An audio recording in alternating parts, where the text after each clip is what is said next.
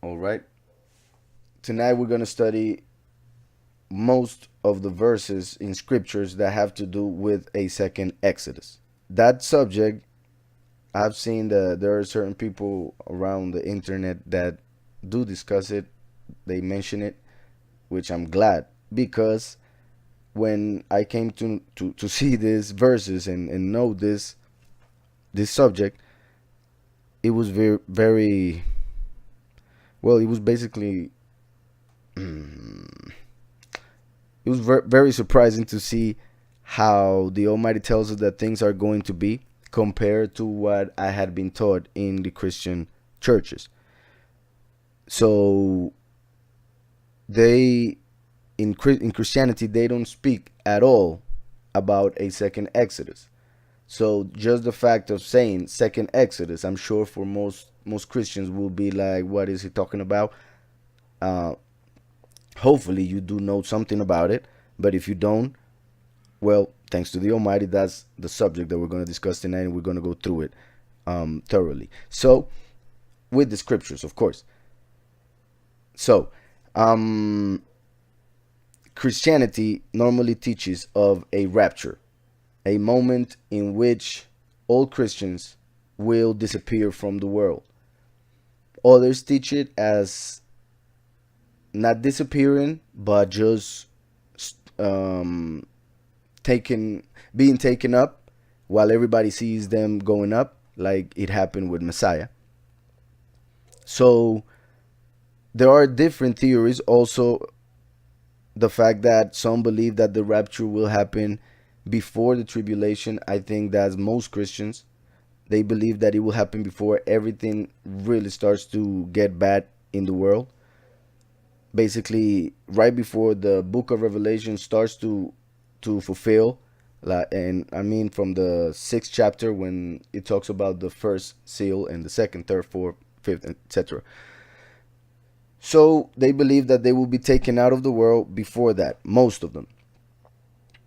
Some of them believe that they will be taken out in the middle of the last week of Daniel, meaning those last 7 years of the end times that we see in the book of Revelations, basically separated in 3 years and a half of the seals and 3 years and a half of the bowls of wrath, or the last plagues, the last seven plagues. So 3 years and a half, seven seals, 3 years and a half, the seven plagues. The first has to do with the congregations that are in the world, the wrath of the Lamb, and the last 3 years and a half, the wrath of Yahweh against the nations that he created. So some believe that they will be taken out before everything, some believe they will be taken out in the middle, and some believe they will be taken out at the end. But still they believe they will be taken out that way, no matter where they are in the world.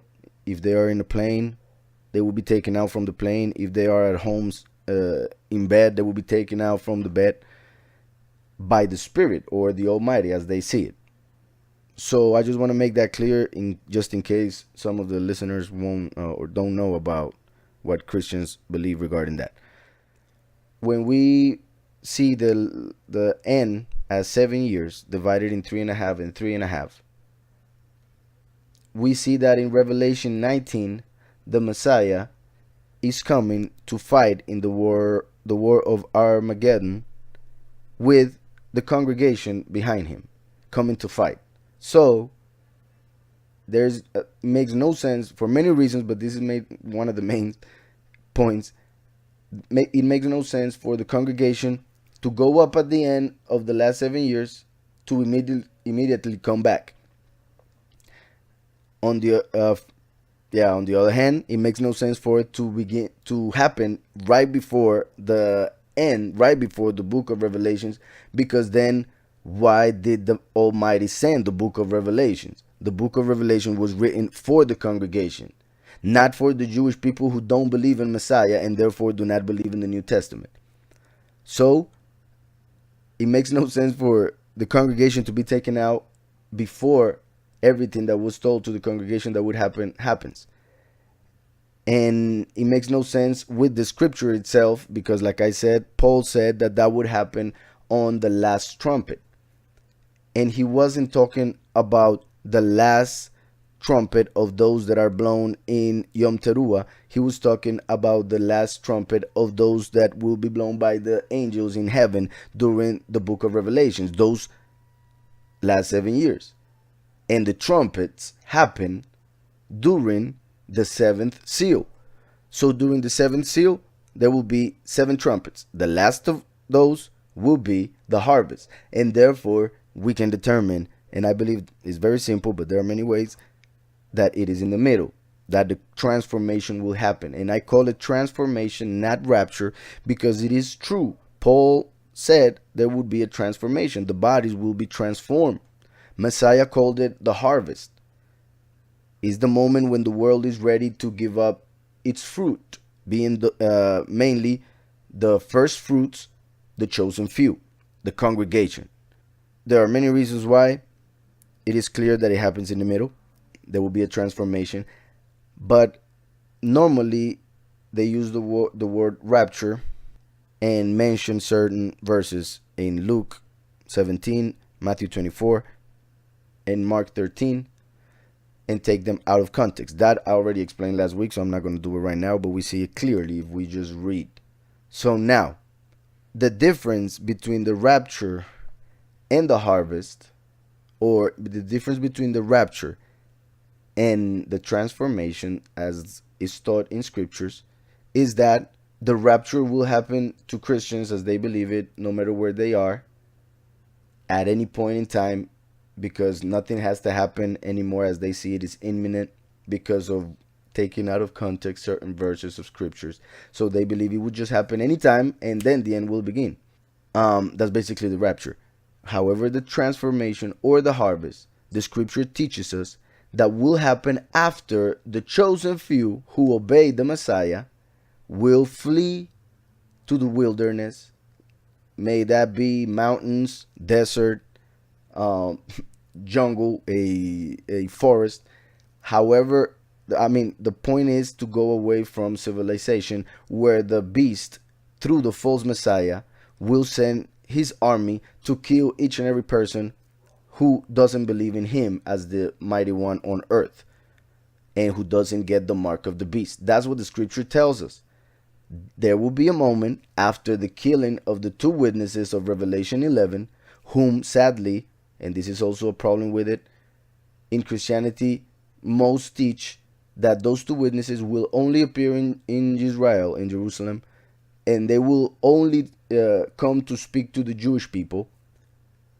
And as we know, Christians have a wrong view on who are the real chosen people of Yahweh, and therefore they see the Jewish people as them, not knowing their true heritage and their true genes and a bunch of other stuff, their true beliefs, etc. Since Christianity has this wrong view on who are the true chosen people, then they have this separation between what they call the church and what they call the chosen people. So since they believe that they will be taken out before the end, they believe that the end, the last 7 years, has to do with the Jewish people and not with the church, because they make a separation that the Almighty, neither Messiah, makes ever. When they see it like that, they say, yeah, everything that is being said in the book of Revelation, the 2 witnesses, all of that has to do with the Jewish people, the chosen 144 Jewish people, nothing with the congregation, nothing with the church, as they say. So that becomes an issue, because basically that is one of the main points why they start interpreting things wrong, because they start separating the people of the Almighty, which he chose, and he knows who they are because he knows their heart, not, and also their genetics, even if it were important, which is it isn't. They believe they will be taken out, then the 2 witnesses will come to speak to the Jewish people.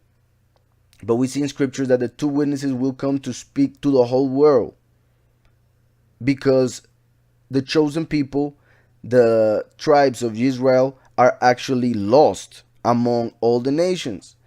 so lost that they don't even know that they are the real chosen people, as we see that it would happen in the book of Deuteronomy 28, the curse that is given because the people would begin to go away from the truth, away from the pact, away from the Almighty, and start worshiping images, idols, stuff like that. So the Almighty told us in that chapter what would happen, and that's exactly what happened, and we can see it through history, and that is actually also written that that would be a confirmation for us of who the real chosen people are. But anyways, so the two witnesses will speak to the whole world. The two witnesses are like Aaron and Moshe, or Moses. There were two people who came out or were born in Egypt, not in Israel. They didn't even enter the land. So the two witnesses would do the same. And there are many, many, many parts in scriptures that we see that the two witnesses will speak to the world. So the whole world has to be there to listen. And therefore, there will not be a rapture before that. There will be a harvest after that. And like I said, for people to be transformed, they will have to obey the Messiah at the perfect moment when the false Messiah appears in the world. The chosen few will have to obey, as Messiah said, and get out of the city, go away from civilization, and then in that moment they will be transformed when they are outside. So that was the whole teaching in a nutshell. Now we're going to read the scriptures that show this. Isaiah 11, starting from verse 10. And in that day, which is the end times, every time prophecies, like the prophets are talking and they say in that day, they refer to the day in which historically in the past, during the time of the prophet, something would happen, and then prophetically in the end times. So now that we are in the end times, every time that we read and in that day and in those days, we can automatically start seeing what is going to happen in these days, because in the end times every prophecy shall be fulfilled in its full extent, because prophecies have different fulfillments throughout history, and history repeats itself, as the scripture itself tells us. Not in that way though, but first of all, it is important to understand that in that day means the end times. So, and in that day there shall be a root of Yishai. Yishai was the father of David. So this is as saying the root of David, which is what the Messiah claimed to be. That's what the Messiah, Yahushua, who came 2,000 years ago, is. The root of David. Because he asked the Pharisees a question which today most people also would get wrong. Yahushua said, whose son is the Messiah? And they said David. And they thought they were very correct. And the Messiah told them, how is he David's son if David himself called him Adon, sovereign, in Psalm 110, when the Almighty told Messiah, sit at my right hand until I put your enemies for thy footstool. So the first coming, the Messiah, Yahushua, is not the son of David. He is the root of David, because he is the root of the congregation. Any of us, in order to be part of the true congregation, of the true people, of the true chosen people, any of us has to believe in Messiah. So he has to be connected to Messiah, to the root. And at that moment, he's going to start giving fruit. So Messiah is the root. He is the root of David. Here we are seeing it as the root of Yishai, to understand that it is not focused on David. It goes even further back to creation itself, because everything was created through him, since he is the word of Yahweh, and everything was created through the word. So the root of Yishai, the root of David, is the Messiah, Yahushua. So therefore, the son of David is the second coming, because it will be a branch that comes out of the tree that came out of those roots. So the first coming, Messiah came as the seed to be planted and then to start growing as a root. And for 2,000 years, the world hasn't seen really much, because the root has been growing, really hidden in heaven, however. So as the root grows, then eventually you start seeing the tree go up. As I have explained before, actually the tree started growing with the first Shavuot, when the congregation received the Spirit and there were 3,000 people converted to the truth. The tree started going, but then when Rome came and took Christianity, or made it Christianity, and started adding a bunch of lies to it, it's as if an axe was brought and the tree was cut down. So the tree had been cut down, and that is the apostasy, going away from the truth. So the tree has been cut for a long time, until the end of times, at the end of the apostasy. Yahweh, as he is powerful, like when he brought a branch out of the scepter that Aaron had, even though obviously it was supposed to be dead, but he made a branch come out and then give fruit. In the same sense, because of the apostasy, the congregation has been pretty much spiritually, I'm just going to say, it was cut down. So now the Almighty, through His Spirit, through His power, through Messiah, in whom we can do all things, He's going to make a branch come out. And out of that branch, fruit will come out. And those fruits will be the chosen few.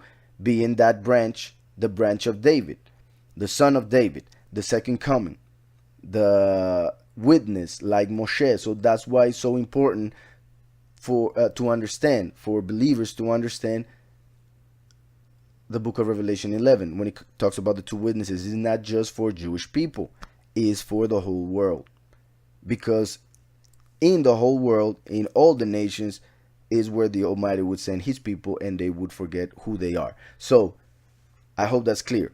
And just since I already mentioned all that, in verse 11, in verse 1 of that same chapter, Isaiah 11, we see what I was just saying about the end times, and how the apostasy would be the axe that cut the tree down, being that tree, the congregation, the true doctrine. There shall come forth a rod from the stem of Yishai. The stem is what was coming out, and through the apostasy was cut. So there shall come forth a rod, a branch. The same verse says it. And a branch shall grow out of his roots. And a branch shall grow out of his roots. So there's a stem of Yishai, the roots of David, which I already mentioned, and from his roots a branch will come out. So that is the first and the second coming in Isaiah 11. But that is not the subject tonight, so I'm going to continue. Verse 10 says, and in that day there shall be a root of Yishai, who shall stand as a banner to the people, as a banner. Messiah, Yahushua, is our flag, is our banner, because we are one people in Him. So He is our flag, because we are His nation. And where is it that people hang their flags? As high as they can, in the sky. So that is where the Almighty put Messiah. After He was resurrected, He raised Him to the right of His throne. He went up as a flag, because He is our banner. And if we believe in Him, we are one people. So, and in that day there shall be a root of Yishai, who shall stand as a banner to the people. For the nations shall seek Him. The nations shall seek Him. That's in the end times, because they were not seeking Him during this time at all.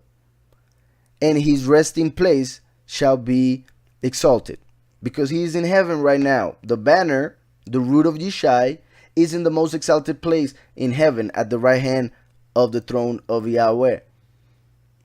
So, for the nations shall seek him, Christians who believe themselves to be Gentiles are looking for him. However, they are following wrong doctrine, so they are actually seeking somebody else. And when the Almighty sends his messenger, the second coming, the witness, people are not going to recognize him because they're going to think he is a thief, because they are expecting the lamb and they're going to get the lion. So, for the Gentiles, for the nations shall seek him, and his resting place shall be exalted. It shall come to pass in that day that Yahweh, listen to this, it shall come to pass in that day. What day? The end times, when Messiah would be at the right hand of the Father, as when he opens this first seal and the second manifestation of Yahweh on earth starts to happen in the book of Revelation 6. It shall come to pass in that day that Yahweh shall send his hand again the second time. His hand. The Almighty is talking about coming to earth again. Second coming.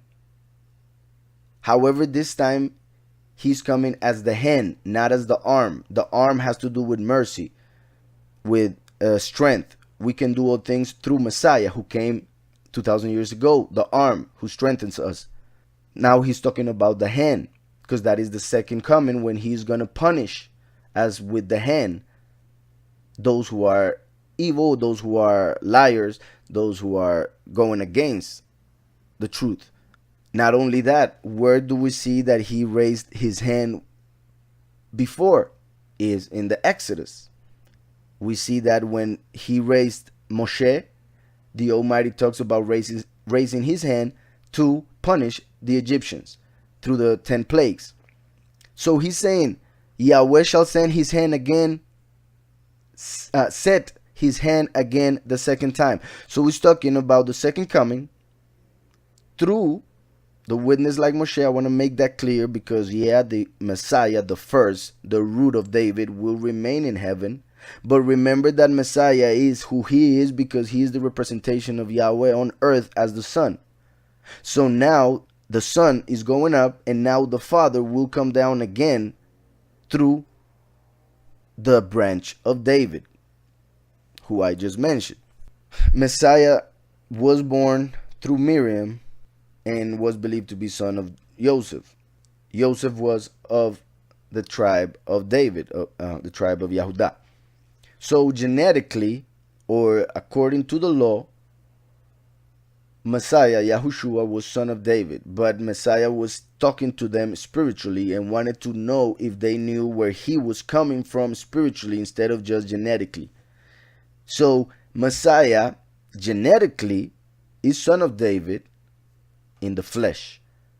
But spiritually, he is the root of David, because he was before David, before Abraham, before earth itself and heaven. So Messiah is in the flesh son of David, but in the spirit he is son of Yahweh, the root of David.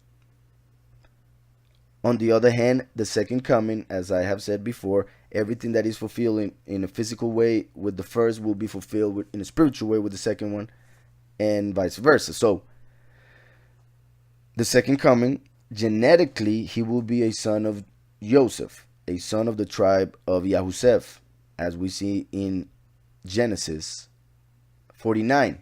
When Yahweh speaks to Joseph to give him the blessing in Genesis 49, he's talking about the second coming, and that's why he calls him a branch, because he is genetically son of Joseph, Ephraim, son of Joseph. But through his belief in the Messiah, Yahushua, who is the root of David, he will become the branch of David. So he is the branch of David spiritually, and physically he is son of Joseph. So I want to make that clear. That's why Yahushua was believed to be son of Joseph, However, Joseph genetically was son of David. I hope I'm not confusing anybody, just so that we understand that when I mention the second coming as son of Joseph, I'm not contradicting the fact that he will be the branch of David, because he can only become the branch of David by believing in Messiah, who is the root of David. Hope that's clear. So, it shall come to pass in that day that Yahweh shall set his hand, like in the Exodus, again the second time. Second Exodus, with Moshe and Aaron, the two witnesses. The witness like Moshe and the witness like Eliyahu. Like when the Messiah Yahushua came, and with him came John the Baptist, Yahuhanan, who Messiah said he was Eliyahu, Elijah. So here we see the Messiah saying it. He's talking about the end times. How do we know that? Not only the key that we see in prophecy, that every time that he says in that day, and in that day, he's talking about the end when all the prophecies shall be fulfilled. But even if you don't want to take that, it says the root of Yishai shall be in the heavens in an exalted place. And that is right now, because the Messiah 2,000 years ago was taken up, and he's been there for 2,000 years, when we know, according to Hosea, he promised that the end would begin. So we are during the end times, according to all the signs around, according to scriptures. The Messiah is up there, and the Almighty is about to set his hand again a second time, second Exodus, through his second coming, who is like Moshe. To recover, says the verse 11, to recover the remnant of his people who are left. Left, meaning that many have died. Many will die during the 3 years and a half. Not of the chosen who will obviously go through the transformation and therefore will not experience death. He's talking about his people who are many, like the sand, and who are many like the stars in the heavens. So they are many, but many are called, chosen, but few are chosen. So many are called, a few are chosen. Here is talking about the many that will have to die and then be justified through their belief in their hearts during judgment. However, there's a chosen few who won't have to go through death, and they will be transformed. And those chosen few are the remnant, those who will be left. However, Christians are believing in a rapture in which they will be taken. It says, it shall come to pass in that day that Yahweh shall set his hand again the second time to recover the remnant of his people who are left from Ashur and Mizraim and Patros and Cush, from Elam and Shinar, from Hamat and the islands of the sea. So he's saying from everywhere in the world, he's gonna go through his hand, the second coming, to harvest each and every person that belongs to his congregation who are all around the world. Not in Israel. Israel is not even mentioned here. It's saying that they are everywhere else but in Israel. And this is clear. Not only clear, important, because people have been, and many Christians and Jewish people, not all Jewish people, I want to make that clear, because many are against the state of Israel. Many people claim that the fact that the Jewish people have now entered the land and are there and have the Zionist government over the land and all of that, they believe that is the fulfillment of the second Exodus. When certain Christians actually see the verses that have to do with the second Exodus, they immediately interpret it as, well, since 1948, Jewish people have been entering the land a few at a time, and now 70 years later, still there are thousands of Jewish people all over the world, but they are still going to Israel. So they believe that this has been fulfilled for the last 70 years.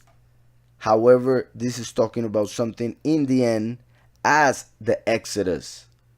And as we know, the fact that Jewish people have gone to Israel in planes, and some, well, I guess most of them in planes, is not such a miracle as when Israel got out of Egypt and the sea parted and they went through it with dry feet. And when they received manna from the heavens, and when they receive water from the stone, etc., etc., it's not as miraculous at all, at all. And that is something that we will see in a few moments, that the Almighty tells us that the second Exodus, this second time that He will set His hand in this world, will be so much greater than the first Exodus, that people won't even talk about the first Exodus anymore, or those miracles. They won't say, oh, you remember when He parted the Red Sea, or when He gave us food from the heavens. Now the people are going to talk about the new Exodus. So this is a very important key point, because that goes against the way many Christians are interpreting scriptures and these key verses. So in verse 12, he says, he will set up a banner for the nations. That is the Messiah, the true Messiah, the only way to the Father. That is why He is the only flag above the true nation. Not two separate people, one, with one flag. He will set up a banner for the nations, and will assemble the outcasts of Israel. The outcasts. They are out. They are not basically seen as Israelim. They're not accepted as such. But Yahweh will assemble them. As in the 8th assembly that we see, that most people don't even mention. Most people think and preach of the 7 feasts of Yahweh. However, there are 8. They forget Shemini Atzeret. And it is in that one, in the 8th assembly, that the harvest will happen. The chosen few will be transformed. So it's interesting to see here. And will assemble the outcasts of Israel, and gather together the dispersed of Yahudah. They are still dispersed. They are not in Israel in the end times, as most people believe nowadays. From the 4 corners of the earth. From the 4 corners of the earth. That's why He has to raise His hand again, like Moshe, so that He can go through Egypt, which is basically the world, and take them out of Egypt and eventually into the land, as He was meant to be. However, just like Moshe and Aaron died before being able to enter the promised land, the 2 witnesses will have to die before the chosen few are harvested. This is so important, because the death of the 2 witnesses will be a trumpet. That's why they are going to catch them in Yom Teruah and kill them in Yom Kippur. Yom Kippur, that Yom Kippur will be key for every chosen one. Will know the time in which they are, and the fact that the second Exodus would happen in just hours away, days away, few days away. So from that moment on, of course, right? So, and will assemble the outcasts of Israel, and gather together the dispersed of Yahudah from the 4 corners of the earth. Also the envy of Ephraim shall depart. Why? Because now the second coming was through Ephraim. So now they won't be jealous of Yahudah. This is key also. There was jealousy between Ephraim and Yahudah. Yahudah had much of the power because they are the kings. Because David came from Yahudah. But now, since David will come through Yosef, through Ephraim, there won't be any clash, because they will be one through Messiah first and last. Also the envy of Ephraim shall depart, and the adversaries of Yahudah shall be cut off. Like what Yahweh promised Messiah Yahushua, who came genetically from Yahudah, as we see also in Genesis 49. Yahweh told him, set at my right hand as a banner in an exalted place, until I put your enemies for thy footstool. We see it here. And Yahudah shall not, And the adversaries, the enemies of Yahudah, Yahushua, shall be cut off. That is the moment when Lucifer and the third of his angels will be thrown to earth. In Revelation 12, when Michael, after coming to earth as Moshe, will die and resurrect and take Lucifer out of heaven with the authority that the Almighty would give him after his resurrection. And I mentioned Michael over there because what we see in Daniel 12:1 and what we see in the book of Revelation and what we see, well, the whole book of Revelation, there are many points where we see that Michael is the angel of Yahushua, and just as the Yahushua is the angel of Yahweh, just as Yahweh sent Yahushua, now Yahushua is sending Michael. And just as Yahushua, for being the messenger of Yahweh, represented Yahweh in every way, now Michael, who is sent by Yahushua, will represent Yahushua in every way. However, now it would be as the Father previously was as the Son. So the Almighty said, I am the first and I am the last. I am the first and I will be with the last. In Isaiah, he says it. He's saying that the first time he would come alone because he would come as a seed to die in order to become the root for branches to start growing from the stem that would grow, the congregation. So that's why Yahushua came alone and died for us. That's why Yahweh says, I am the first. And then he says, I am with the last. Because he would come at the end when there would be other people who believe already in Messiah. So he would be among them and he would grow and fulfill what we see in scriptures in many verses that I mentioned already. So I'm going to continue because there's so much that I want to say and read. Ephraim shall not envy Yahudah, and Yahudah shall not harass Ephraim. But they shall fly down upon the shoulder of the Philistines toward the west. Together they shall plunder the people of the east. They shall lay their hand on Edom and Moab. And he continues to say what's going to happen in the war of Armageddon when we are actually coming to establish, even physically, literally, the kingdom of Yahweh on earth. Something that spiritually would have been done already by the two witnesses during their ministry. So those verses I think are key, are very important. I'm going to see if there are any questions regarding that. The last would travel between different countries in the time of his ministry. I don't doubt it. I don't doubt it at all. But the crazy thing about these times is that they don't need to. But I don't doubt it. They don't need to because there's enough technology like this right here for people all over the world to be able to see a person that is wherever in the world. So I'm sure technology will, in internet, will play a big role in their ministry.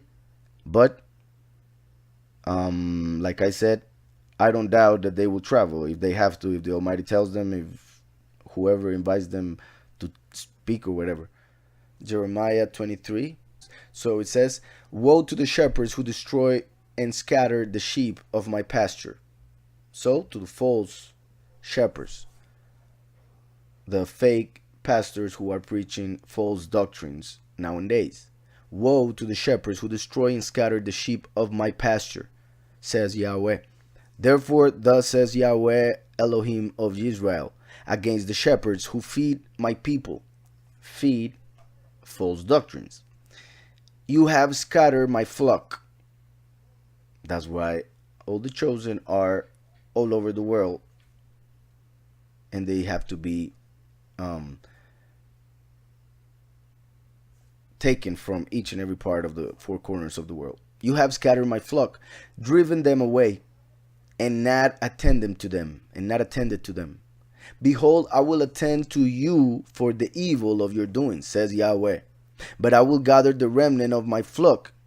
Here is where it starts. I will gather the remnant of my flock. So now he comes as David. David was a pastor. He was a shepherd. And we see that the Almighty said that he would raise David in the end times. The branch of David. The son of David. The second coming. To gather the remnant of his people. The chosen few. Who will be left as we read in Isaiah 11. And those chosen few are as those who Moshe and Aaron were able to bring all the way to the promised land before they died. That's what basically represents those who entered the land through the hand of Yahushua, known as Joshua. He was given the name Yahushua as a reflection of who Messiah is and what he does for us through his death. However, Joshua was son of Nun, son of Ephraim. So we see in Joshua, whose name was Yahushua, a representation of the first and the last becoming one. Yahushua is the name of the first. Ephraim is the father of the last. So they are one in him who people call Joshua. So, but I will gather the remnant of my flock out of all countries where I have driven them, all countries, and bring them back to their folds. And they shall be fruitful to their folds as in their tribes, as we see in Revelation 7 and Revelation 14. And they shall be fruitful and increase. And I will set up shepherds over them who will feed them. Who will feed them. Now we are talking about how after the judgment, after millennium, and after we enter officially eternity, and the New Jerusalem comes down from heaven and all of that, the chosen few will judge the people. The chosen few will reign, will be kings, and the many will be the people, the nation itself, who will basically answer to those kings. So I will set up shepherds over them who will feed them. This also was fulfilled, of course, with the apostles. Messiah came and he left the apostles, who are shepherds, who left their writings in the New Testament for those in the end times to read it and know the actual teaching that Messiah left for us. So that is also important to understand. But this will then be fulfilled eventually completely through the chosen few. I will set up shepherds over them who will feed them, and they shall fear no more, nor be dismayed, nor shall they be lacking, says Yahweh. So in a way, this has happened with the chosen few who follow the teachings of the apostles. As the apostle Paul said, that we must build above what they build, which they build above what Messiah left, which he is the stone over which we must build everything. So this then will be fulfilled in the end as the chosen few teaching the many. Of course, the apostles, they all will receive a throne, as we see also in scriptures in other places. So it says, verse 5, behold, the days are coming, once again, and the end times. Behold, the days are coming, says Yahweh, that I will raise to David a branch of righteousness. I will raise to David a branch. It doesn't say that it would grow a root, which is the first coming. Messiah said to the Pharisees that he was not the branch of David. He said he is the root of David. So now we are reading about the branch of David, the end times. That's why when Messiah came, they were expecting the branch. Messiah told them, I am the root. They didn't get it. And they killed him because they were expecting the branch. Nowadays, Christians are expecting the root, yet they are going to receive the branch. Because that's what he was prophesied, and that's what Messiah was trying to tell us through those verses in which he explains to the Pharisees the truth about him being the root of David.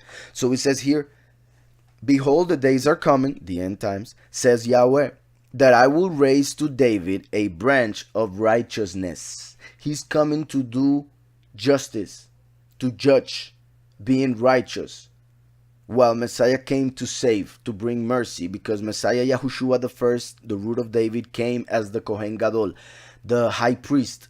The last comes as the Melech Gadol, the great or high king. That's why he comes to do justice as the branch of righteousness, coming from the root of David, becoming the branch of David. So, that I will raise to David a branch of righteousness, and a king shall reign and prosper. A king, not a high priest, because the high priest already came 2,000 years ago, and right now he is as the banner for the nation in an exalted place, being the root of this king who will be the branch of righteousness. A king shall reign and prosper. That's why he's going to come conquering and to conquer, because he will prosper and reign and execute judgment and righteousness in the earth. And execute judgment and righteousness in the earth. Not mercy, particularly unless we're speaking about the chosen few. He is coming to do judgment, because Messiah the first already came to do mercy, forgiveness. So, and execute judgment and righteousness in the earth. That's why through him, the true world peace will be fulfilled. In his days, Yahudah will be saved. The kings, those who are attached to the root of David, the root of Yeshai, who was from Yahudah. Therefore, those who will be saved are those who are attached to the root, Messiah Yahushua, the chosen few, who according to Revelation 14 have the name of the Father and the Son in their foreheads, meaning their minds. They have confessed the name of the Son Yahushua in order to be attached to the root, to be Yahudah, and therefore be saved. In his days, so he will come as the witness like Moshe, the branch of David, and in his days, at the end of his days, when he then resurrects to continue his days, Yahudah will be saved. The chosen few will be saved. And Israel will dwell safely. So Israel in this case, because Yahudah was one tribe and Israel was to represent the rest of the tribes, 10 tribes in particular, Yahudah represents the chosen few, Israel the many. One tribe against the rest. So, some will be saved during the harvest, the transformation, the remnant without dying, while others, after dying, will be resurrected and will dwell safely. They won't have to worry anymore about any army, any war, anything. Now, this is his name by which he will be called. So just like Messiah Yahushua, that name Yahushua is called Emmanuel. Just like Yahushua, through his name, by the confession of his name, we receive the Spirit of truth, the Ruach HaKodesh. And therefore, Yahushua is called Emmanuel, because through the name Yahushua, we receive the presence of the Almighty with us and in us. In the same way, the last, whose name would be revealed eventually, his name will be called, as it says here. Now, this is his name by which he will be called, Yahweh Sidkenu, which means Yahweh, our righteousness, because he will represent the Father Almighty, Yahweh, who brings justice to earth, while Messiah remains in heaven as the lawyer for those who chose him as high priest. Verse 7, therefore, behold, the days are coming, says Yahweh, that they shall no longer say, as Yahweh lives, who brought up the children of Israel from the land of Egypt. This is amazing, because it comes right after talking about the second coming. It talks about this right after mentioning the branch of righteousness, who, like I said, is the witness like Moshe. And then it says, therefore, behold, the days are coming. Same time, says Yahweh, that they shall no longer say, as Yahweh lives, who brought up the children of Israel from the land of Egypt. How did Yahweh do that? Through Moshe. He just talked about the branch of David, and now he talks about an Exodus, about the Exodus. So we see that the branch of David is the witness like Moshe, and he will come to earth, grow from the stem of Yeshai, as we saw in Yeshayahu 11. During the end times, he's going to grow from the congregation, come out, as Yahweh said, I will be with the last. And in that moment, the second Exodus will happen. And it would be so huge that nobody will remember the first Exodus. I mean, of course they will remember that, but it won't be as important or as big as the second Exodus that is about to happen in a few years. Therefore, behold, the days are coming, says Yahweh, that they shall no longer say, as Yahweh lives, who brought up the children of Israel from the land of Egypt, but as Yahweh lives, who brought up and let the descendants of the house of Israel from the north country and from all the countries where I had driven them, and they shall dwell in their own land. So through the branch of David, the second coming, he will gather them, and not just gather them, lead them. Because it says, as Yahweh lives, who brought up and led the descendants of the house of Israel. So the second coming, the witness like Moshe, the branch of David, will appear and will gather and then lead them to where they have to go in order to be transformed during the harvest. And once they are transformed, they are all going to appear in Mount Zion, and they shall dwell in their own land. And we see that they appear in Mount Zion in Revelation 14. When he's about to speak about the harvest, we already see that they will be gathered in Mount Zion, and they all have the name of the Father and the Son. Indeed, we are spiritually united right now. So it's as we are gathered in Mount Zion, because Mount Zion is the kingdom of Yahweh. And as Messiah said, the kingdom is within us.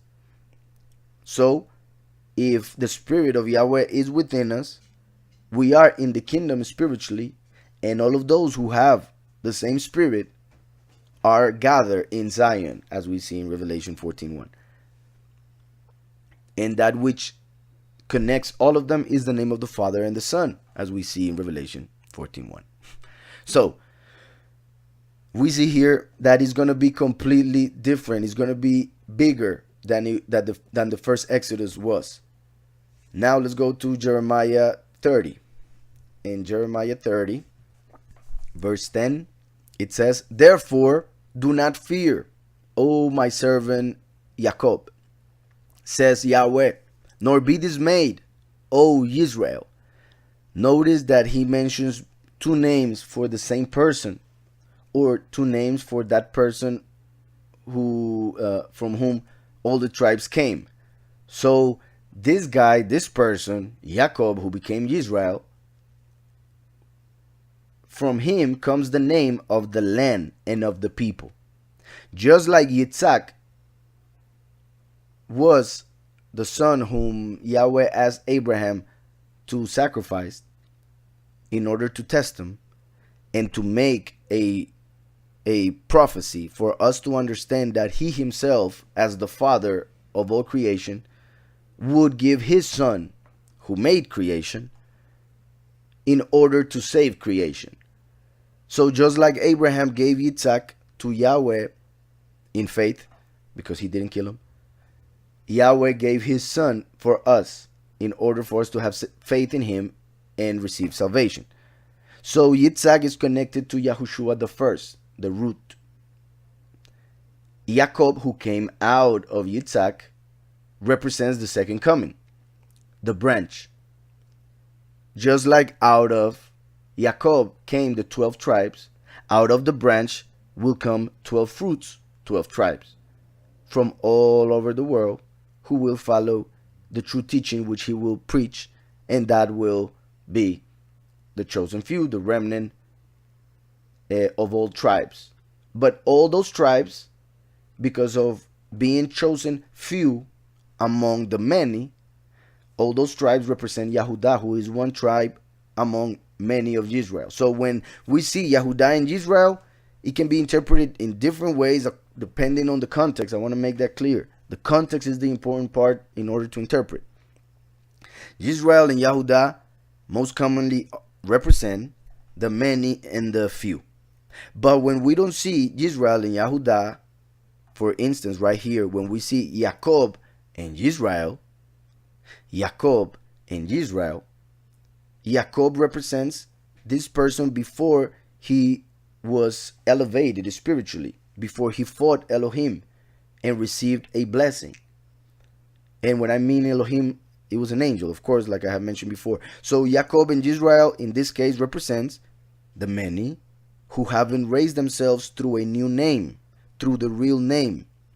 They are still invoking a false name. So they are represented by Jacob, which means supplanter. And they happen to believe that they are the chosen congregation. They are trying to supplant, and they believe in those who supplant as the real chosen people, those who are called the Jewish people. As I was saying, it said, therefore do not fear of my servant Jacob, meaning the many, says Yahweh, nor be dismayed, O Israel, the few. Because that's when Jacob received a new name. He was elevated through that new name to a higher level than he previously was. So Jacob and Israel represent the many and the few, as I have mentioned before, with Yahudah representing the few and Israel representing the many. Those who will have to die during the end, O my servant Jacob, says Yahweh. Nor be dismayed, O Israel, which means that we must continue to endure in the true doctrine, as the Messiah tells us that we must. For behold, I will save you from afar. I will save you from afar. So he won't have to go to Israel, or he won't have to go everywhere exactly to teach personally as Messiah had to do, because this technology didn't exist before. So he will be able to save from afar. Not only that, in the physical way on this earth, but Yahushua the Savior will remain in heaven. So, for behold, I will save you from afar, and your seed from the land of their captivity, the four corners of the earth. Jacob shall return, have rest, and be quiet, and no one shall make him afraid.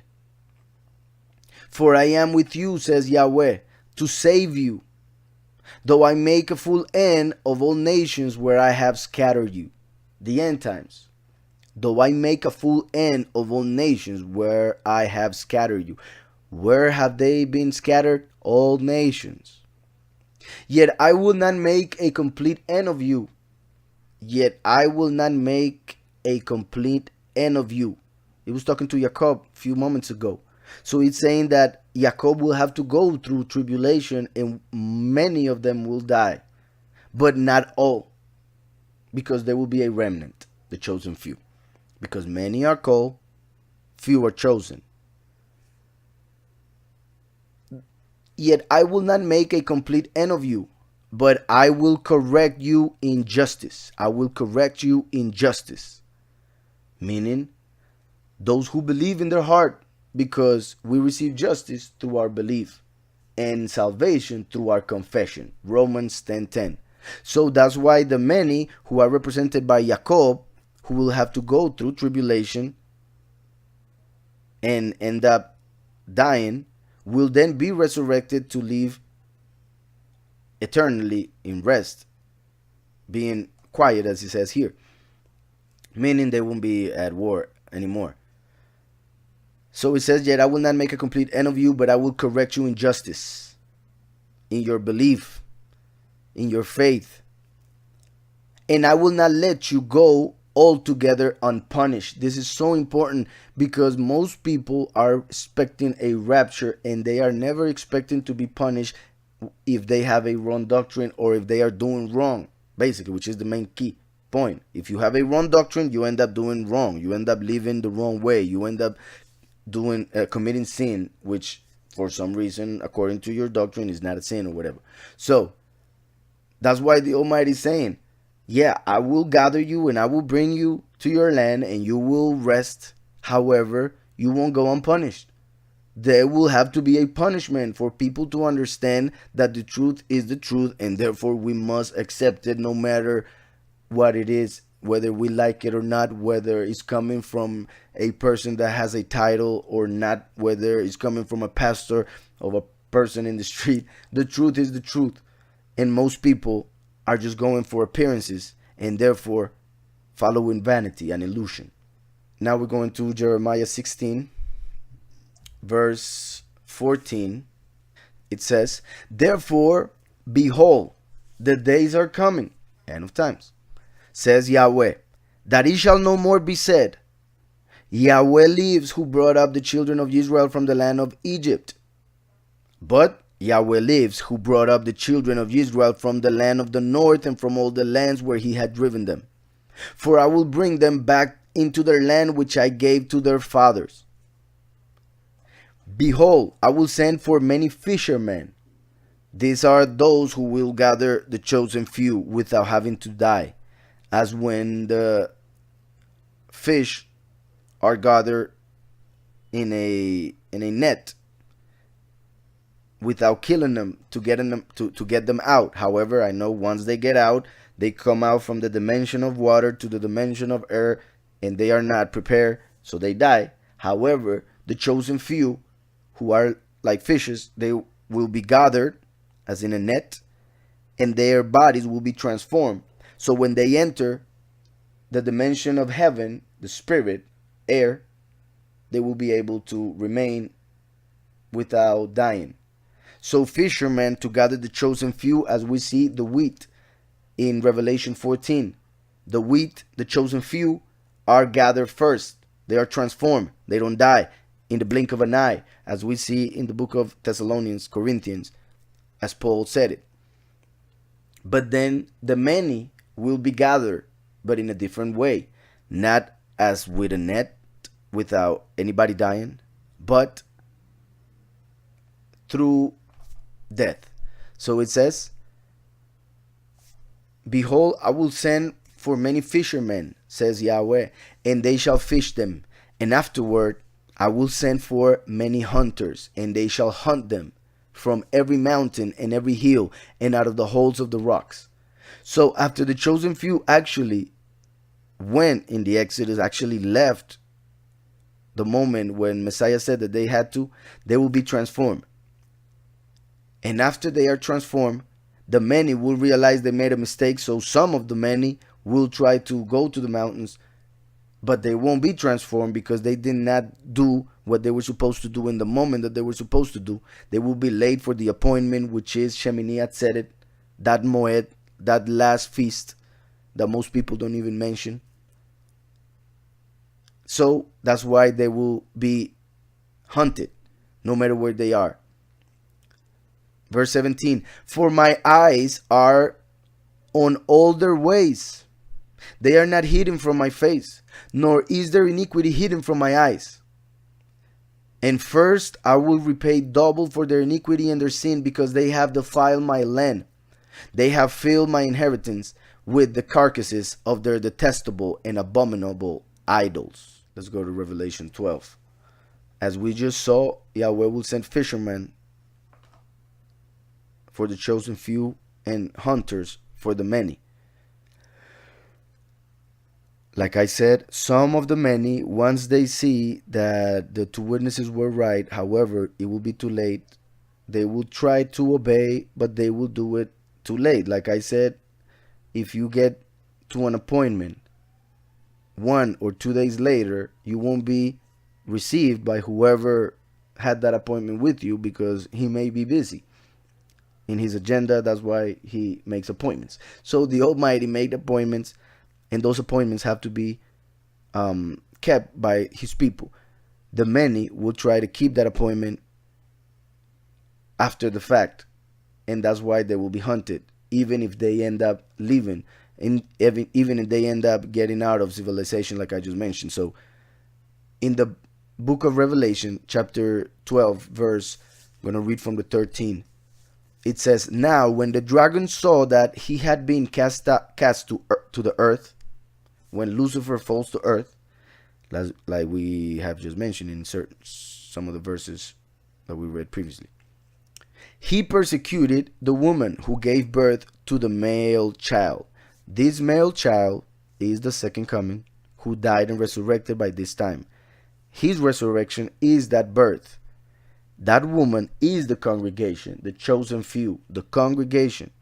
This was fulfilled literally or physically with Miriam, who gave birth, being a virgin, to Messiah.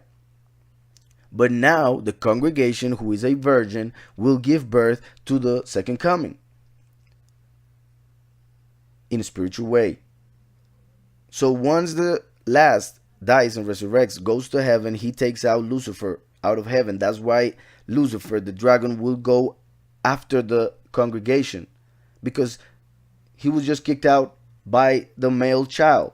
So he cannot go after the male child. He will go after the congregation. However, that is the moment when Yahweh will give the congregation wings like an eagle, meaning transform them to a spiritual body, and they will not be there for the beast or the dragon to take them.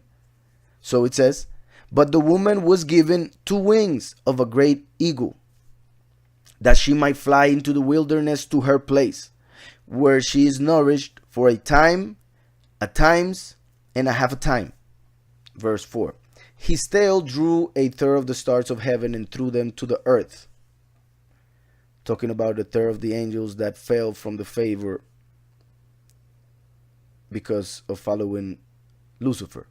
And the dragon stood before the woman who was ready to give birth. So the dragon, still in heaven, will do everything in his power to kill the witness like Moshe, and the Almighty will allow him to do so, as Yahweh allowed him to kill Messiah 2,000 years ago. And the dragon stood before the woman who was ready to give birth, to devour her child as soon as it was born. She bore a male child, who was to rule all nations with a rod of iron. She bore a male child, who was to rule, not to be a priest, but to rule, a king, the branch of David that we saw in Jeremiah. She bore a male child who was to rule all nations, not just Israel, all nations, with a rod of iron. Iron, like Rome, because he will appear as a Roman. People will believe he's a Gentile. That's why Isaiah 65 tells us that he comes dressed in red. 63. Isaiah 63 tells us that he comes dressed in red, because he comes dressed as Edom, just like David was born with red hair like Esau. So Yahushua said that he would come as a thief in the night. Jacob, to supplant his brother, dressed like him and enter Yitzhak's chamber in order to get his blessing, acting as Esau. So the last comes as a thief in the night. People will think he's a Roman, just like Paul, who is a representation of the second coming, was a Roman by paper, but genetically a Israeli. The same with the last. So we see here that he will rule the nations with a rod of iron, like Rome is represented by the iron, as we see in the book of Daniel.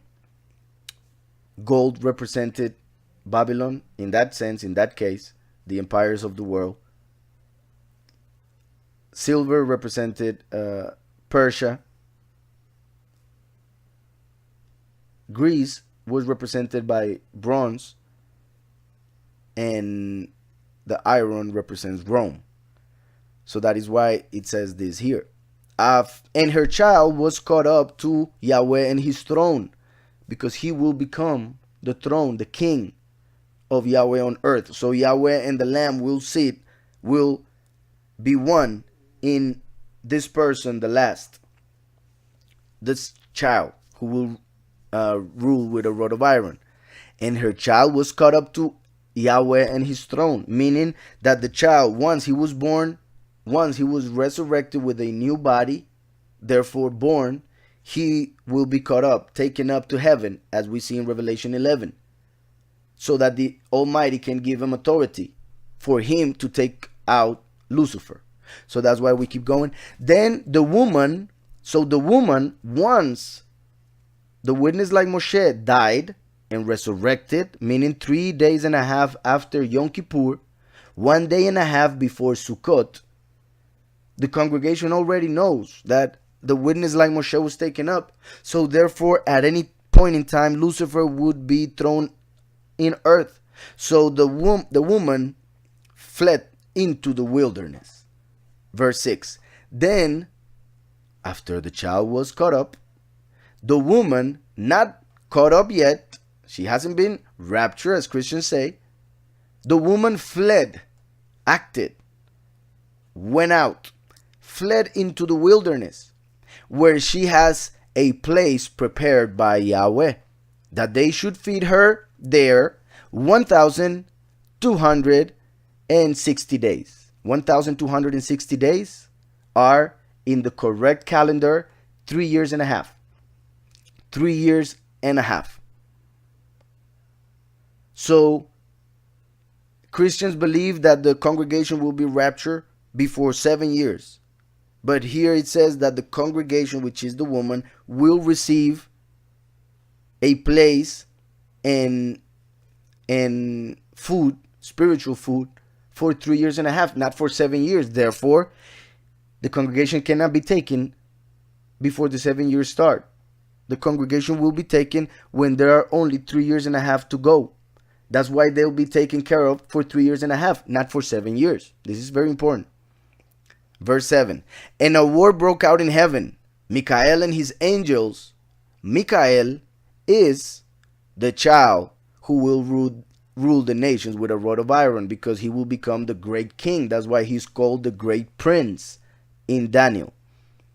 So the child that was caught up, he received authority to take out Lucifer, who had that authority previously. Michael and his angels fought with the dragon, and the dragon and his angels fought, but they did not prevail, nor was a place found for them in heaven any longer. So the great dragon was cast out, that serpent of all, called the devil, the accuser, and Satan, the adversary, who deceives the whole world. He was cast to the earth, and his angels were cast out with him. Then I heard a loud voice saying in heaven, Now salvation and strength and the kingdom of our Elohim and the power of his Messiah have come.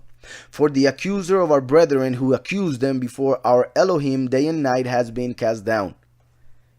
Lucifer finally was taken out, because he's still accusing right now. He's still the Elohim of this earth, the power of the air, as it is also mentioned in scriptures.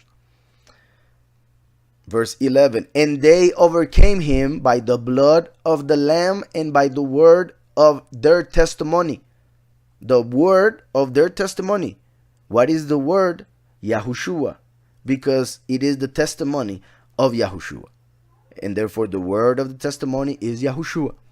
And the blood is what he spilled for the many. Because he said, this is my blood of the new pact, when he took the wine, which will be spilled for the many, for the sins of the many.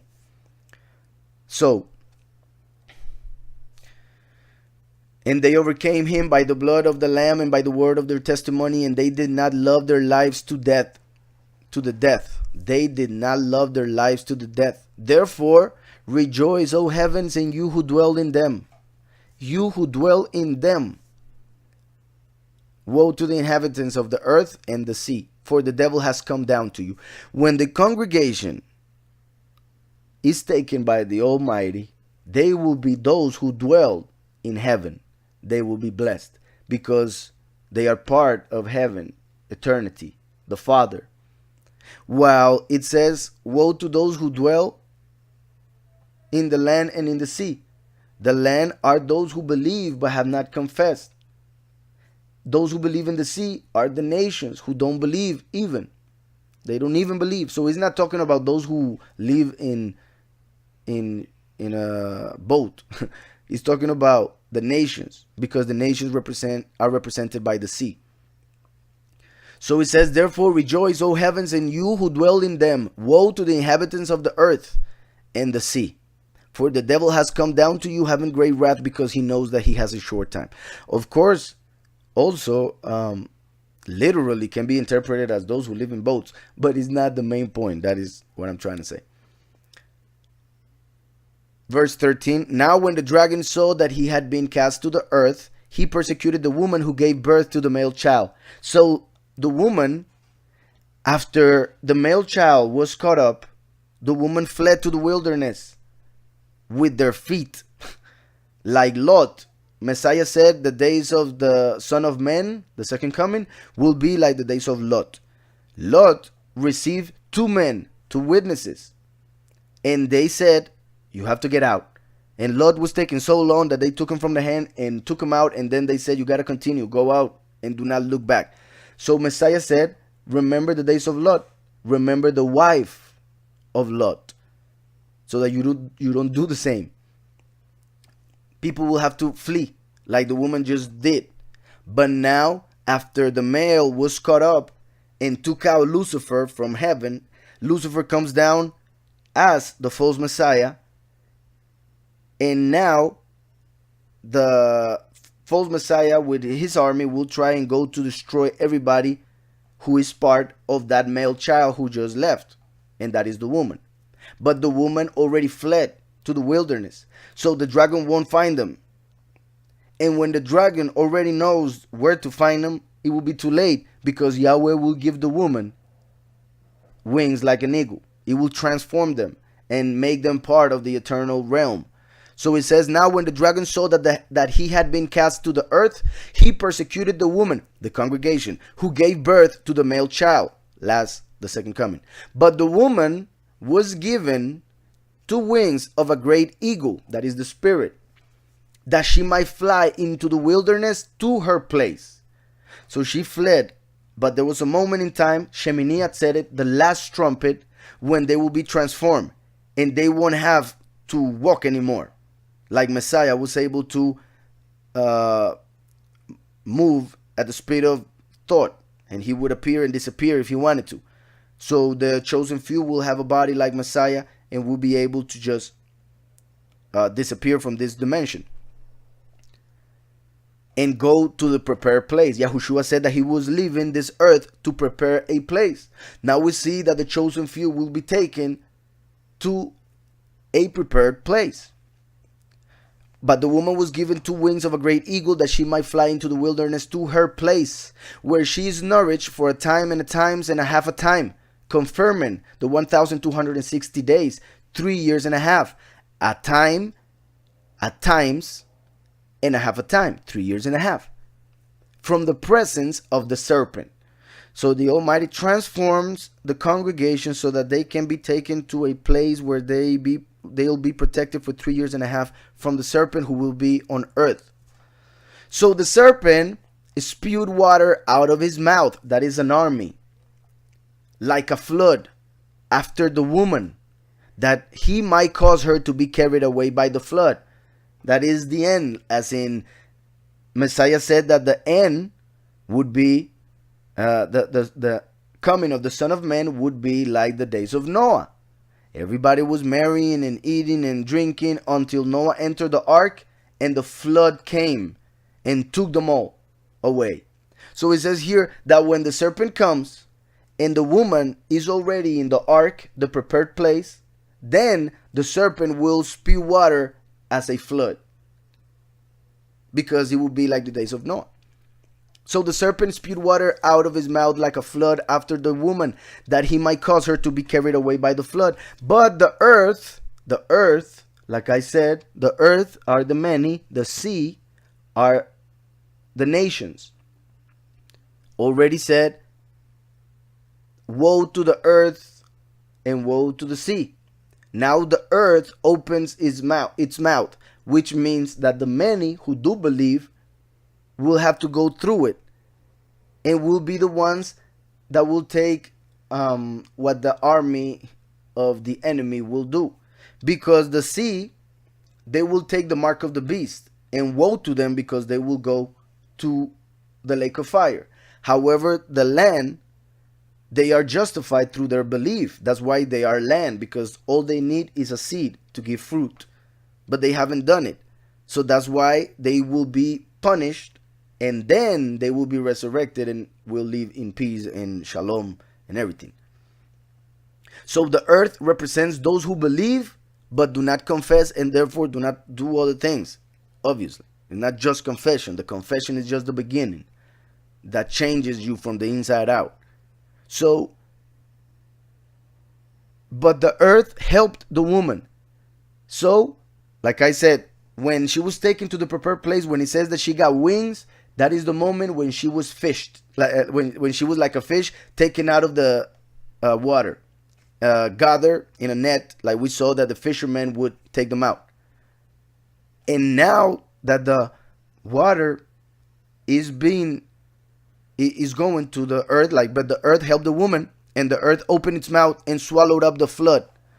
That is the moment when the hunters, which is the water, will hunt the earth, the people who have not followed the true doctrine, until it is too late. But the earth helped the woman, and the earth opened its mouth and swallowed up the flood which the dragon had spewed out of his mouth. And the dragon, this is where this that I have just explained is explained for those who are reading the verse by themselves. And the dragon was enraged with the woman. Why? Because he wasn't able to do anything to the woman, to the congregation. And he went to make war. The water is the army that makes that war. And he went to make war with the rest of her offspring. So he wasn't able to get the congregation. He wasn't able to get the male child, because that was the one who kicked him out of heaven. So all he can do is go after those who are close to that belief. Go after those who decided to follow that belief after the fact, after the woman left. So it says to make war with the rest of her offspring. Who are they? Those who keep the commandments of Yahweh. Love thy neighbor like yourself. Love him with all your heart, all your mind, and all your heart.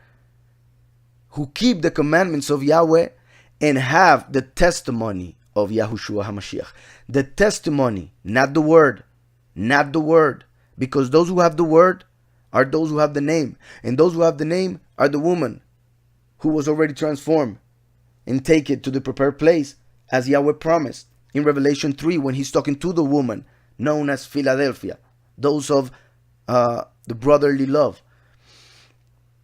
But now that they have been taken, those who have the word and the testimony, only those who fulfill the commandments and have the testimony are left. And those are the many. Many believe in Messiah, in his testimony, and do his commandments, but do not have the name. So this is a key verse, because we see what happens. The dragon will go against those who did not have the name but do have the testimony and the commandments, so they will have to go through that. In Isaiah 51 verse 10 and 11 we read that it says, "Are you not the one who dried up the sea, the waters of the great deep?" Talking about the first Exodus, when he separated the Red Sea. "Are you not the one who dried up the sea, the waters of the great deep, that made the depths of the sea a road for the redeemed to cross over?" As in the chosen few who will be redeemed so that they don't die, that they can cross over to the other life without being touched by death, without being touched by the waters of the sea. So that's why Yahweh separated the sea, so that they would go dry. Just like Yahweh will make an opening for the chosen few to go to the eternal life without touching death. So that's what it seems. That's what he says. That's what it means. For the redeemed to cross over. So the ransomed, this is important, the ransomed, that means that they were bought so that they don't die. And they were bought with the sacrifice of the first and the last. As in Yom Kippur, the priest would sacrifice a male goat to Yahweh. Another male goat will be sent to Azazel or Azazel in the desert, in the wilderness. That's why Pilate made the people choose between Yahushua and Barabbas, and they chose the evil one to be free as the one for Azazel, and Messiah to be killed as the one for Yahweh in Yom Kippur. But then the high priest also in Yom Kippur would have to sacrifice a bull, which represents the second coming, because the bull is represented by Joseph, Ephraim. So he would have to sacrifice a bull, an ox, and then bring the blood of the ox and bring the blood of the male goat and mix it together in Yom Kippur. And that blood would be the one used to redeem the people. So we see that the blood of the first and the blood of the last, who will be killed in Yom Kippur to fulfill that feast, will be mixed in one person. That is what we see in Revelation 19 after the resurrection of the second coming. So the ransomed, those for whom Yahweh paid in order for them not to die, so the ransomed of Yahweh shall return and come to Zion with singing, as we see in Revelation 15, after the harvest of the chosen few. The chosen few will be over the firmament, singing the song of the Lamb and of Moses. One song, two people. Because at that time, the first and the last will be one. The Lamb and the witness like Moshe will be one. And therefore, their song will be one. And the congregation will be singing it. And that's why it says that they will return singing. And come to Zion with singing, with everlasting joy on their heads. What does the Revelation 14 chapter says that they have in their heads? The name of the Father and the Son, where they will receive the crown. And come to Zion with singing, with everlasting joy on their heads. They shall obtain joy and gladness. Sorrow and sighing shall flee away. Now we go to Isaiah 49:12. Says, surely these shall come from afar. Look, those from the north and the west, and these from the land of Shinim. Showing how Yahweh will gather them from all over the world, the north and the west, as in America. In the north, there are certain tribes who were brought there, and they had dark skin, and they were sold as slaves in ships, as promised in Deuteronomy 28. That's why it mentions north, for instance, not just the one reason, but one of the reasons, north. And then west, meaning all America, where the Sephardim, other parts of Yahudim, were thrown about 500 years ago. And remember that Yahweh promised Abraham that the sign for his people, the sign to know that his people would be chosen, was that they would be 400 years in a land that they didn't know as slaves.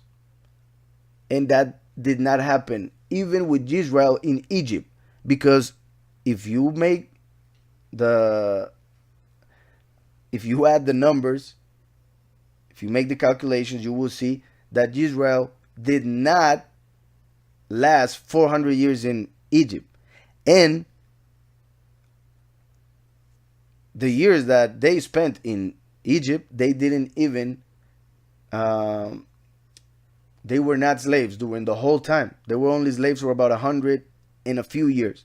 So what happened in Egypt was actually just a reflection for us in the end times to understand why we are where we are and why there's a second Exodus and everything that has to happen. We needed something written for us to understand what will happen. And like I said, that's why everything that happened with the true Israel of falling in slavery happened 500 years ago with some and 400 years ago with others. Slavery in the United States officially, according to certain papers, started next year is going to be exactly 400 years. So imagine that. Many things can start happening next year. So it says here, those from the north and the west, and these from the land of Sinim. Let's go to Jeremiah 3:18. In Jeremiah 3, verse 18, says, in those days, the end of times, the house of Yehudah shall walk with the house of Israel. House of Yehudah as the few, with the house of Israel as the many.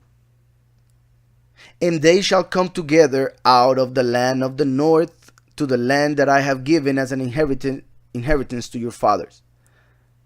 Yehudah and Israel, as in north and west, like we just saw.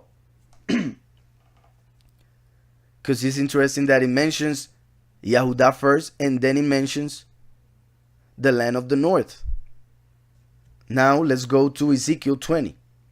From verse 33, we read, As I live, says Yahweh, as I live, says Yahweh Elohim, surely with a mighty hand, once again, second Exodus, with an outstretched arm. These two sentences, or these two expressions, with a mighty hand, with an outstretched arm, were mentioned in Exodus, in the first Exodus. So Yahweh uses the same words again so that we may make the connection with the first Exodus to understand that there will be another one. Surely with a mighty hand, the second coming, with an outstretched arm through the first, because we can do all things through Messiah who strengthens us, as the arm strengthens the hand. So the last is strengthened by the one, the first, who is in heaven. With an outstretched arm and with fury poured out. That is the end times. It's not the mercy that Messiah brought 2,000 years ago. I will rule over you with a rod of iron. That's why it will be fury poured out, because he will rule with a rod of iron, as we saw in Revelation 12. I will bring you out from the peoples and gather you out of the countries where you are scattered, are in the present time. With a mighty hand, the second coming, with an outstretched arm, the banner in heavens, and with fury poured out. And I will bring you out, and I will bring you into the wilderness of the peoples. I will bring you into the wilderness. That means that the woman goes to the wilderness when Messiah, the second coming, dies and resurrects. The woman goes to the wilderness, as we saw in Revelation 12. I will bring you into the wilderness of the nations. So the Almighty is telling us, go to the wilderness and I will meet you there. And I will bring you into the wilderness of the peoples, and there I will plead my case with you face to face. Just like we saw that Moshe would speak face to face as a man speaks to his friend face to face. Now, at this moment, when the chosen few go to the wilderness, they will be transformed and finally be face to face with Elohim.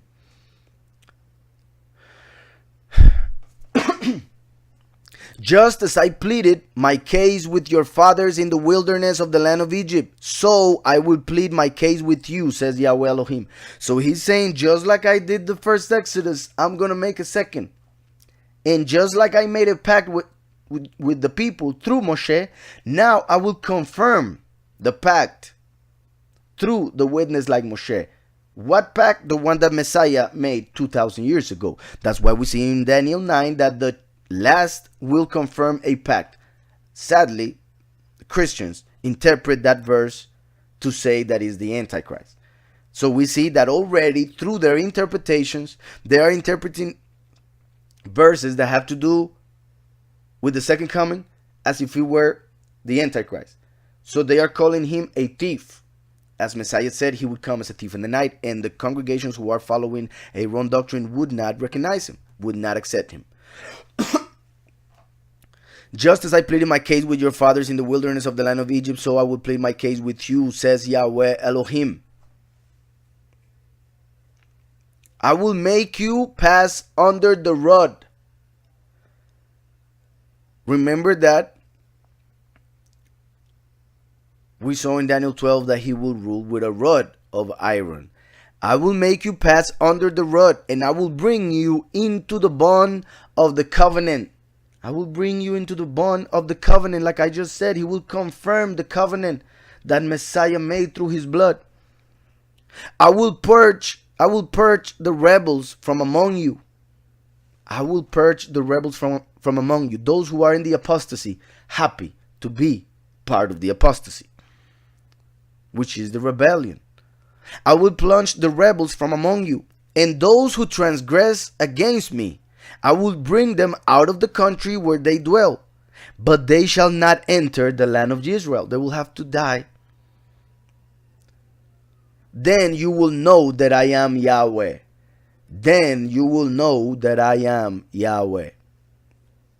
In Ezekiel 11, verse 17, we read that it says, therefore say, Thus says Yahweh Elohim, I will gather you from the peoples, assemble you from the countries where you have been scattered, and I will give you the land of Israel. Another confirmation. Isaiah 11, verse 15 and 16.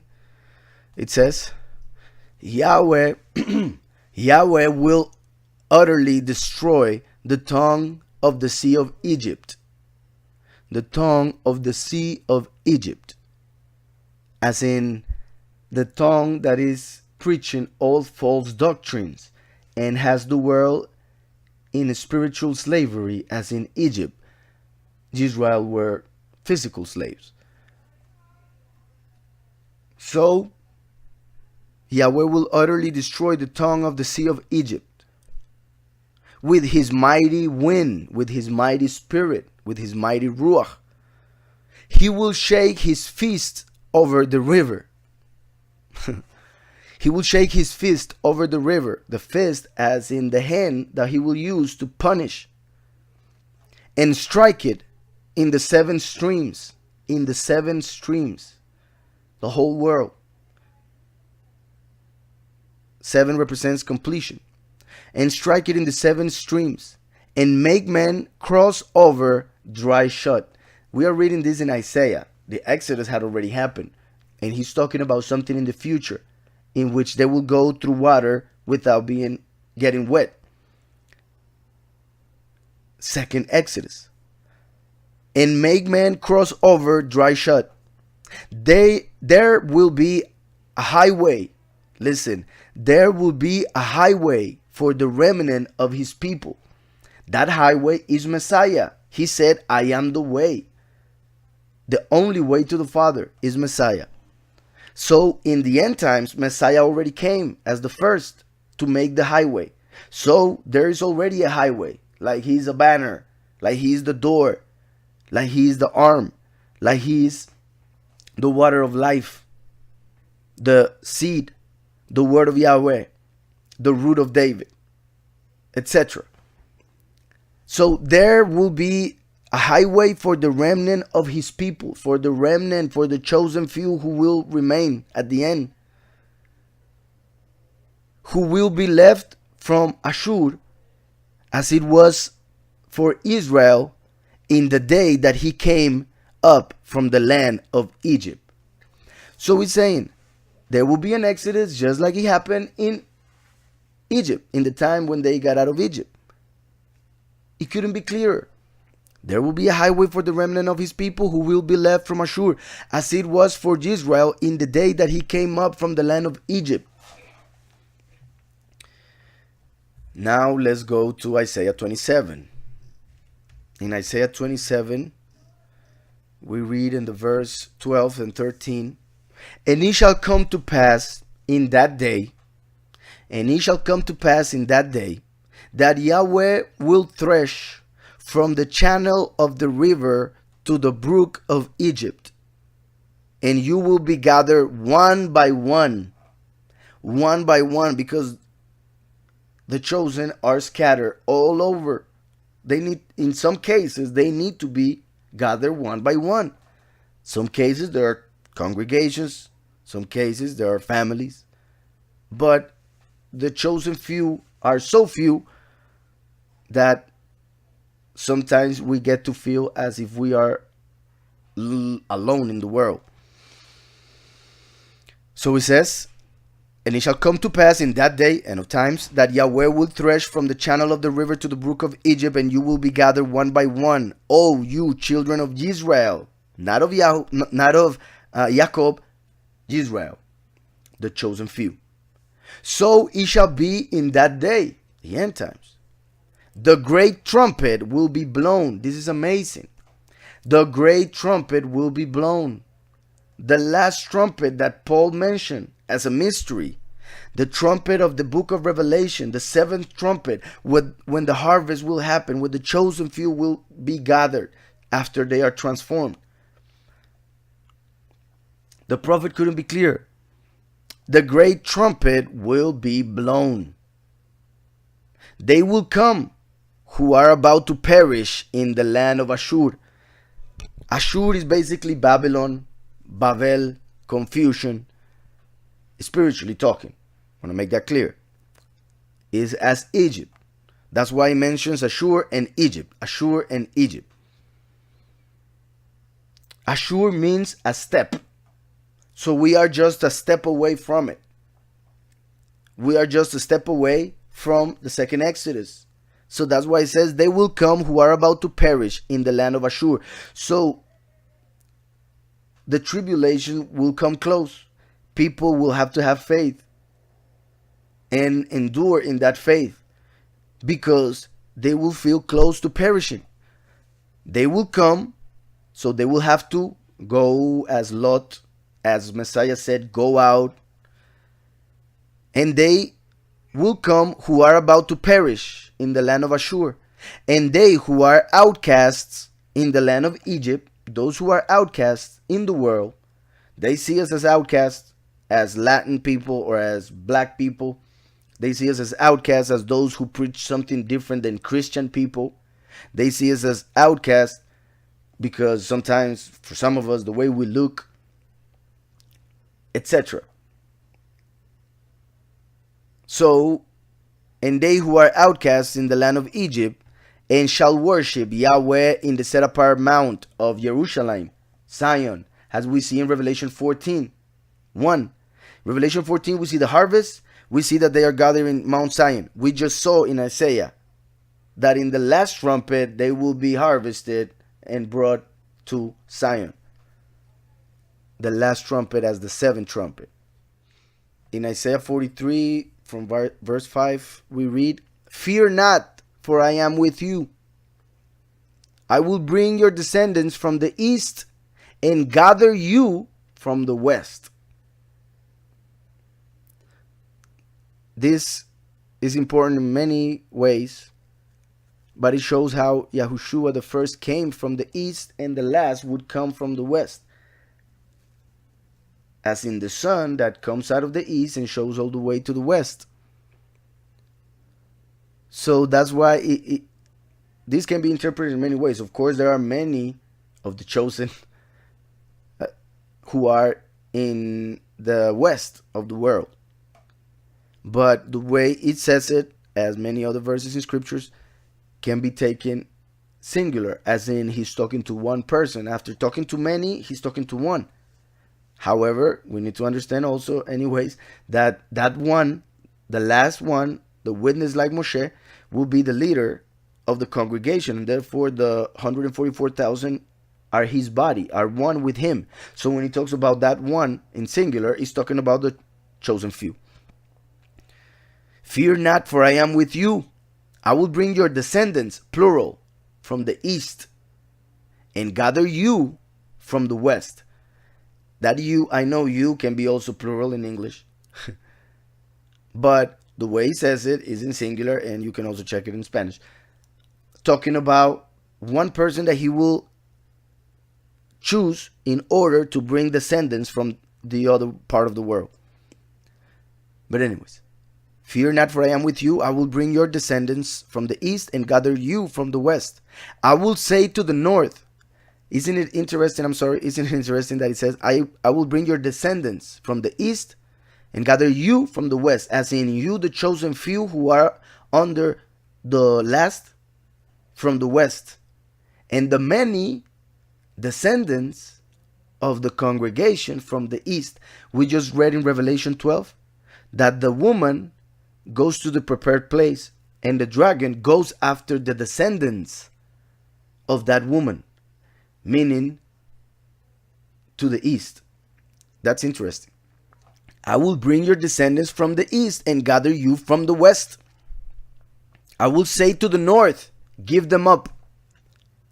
As in when Moshe entered Egypt and told Pharaoh, let them out. "I will say to the north, give them up, and to the south, do not keep them back.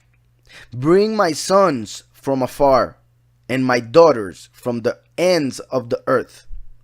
Everyone," listen, these are his sons and daughters. These are his children. Who? everyone who is called by my name. Everyone who is called by my name, whom I have created for my honor. I have formed him, singular. We go back to that, to the chosen few represented by one. I have formed him. Yes, I have made him. First and last. And this that we just read about everyone who is called by my name, those are the sons. In John 1, verse 11, we see that it says, he came to his own, and his own did not receive him. Verse 12, but as many as receive him, to them he gave the right to become children of Yahweh. To them he gave the right to become children of Yahweh, to those who believe in his name. So those who believe in his name become his children, because his children are those who are called by his name, whom he gave the right to become his sons through the Messiah Yahushua. Now let's go to Isaiah 43, 18 and 19. That same chapter 18 and 19 says, do not remember the former things, as if he was saying, do not remember the Exodus. Don't worry about it, because the next Exodus is going to be amazing. Don't be talking all about the past, because what is coming is going to be greater. Do not remember the former things, nor consider the things of old. Behold, I will do a new thing. Now it shall spring forth. Shall you not know it? It's a good question, because many don't. But those who read this should know it. So he's asking, like, you should know it. Shall you not know it? I will even make a road in the wilderness. The chosen few will go to the wilderness, and there they will find that road, Messiah, the way to the Father through the transformation. Or it can also be interpreted as Yahweh making the second coming happen, so that those who are in the wilderness spiritually can find the way to the Son, who is the only way to the Father. So it says, behold, I will do a new thing. Now we shall spring forth. Shall you not know it? I will even make a road in the wilderness, and rivers in the desert. And rivers in the desert. So he will once again open a way in the wilderness, so that his redeemed ones can go to him. All right.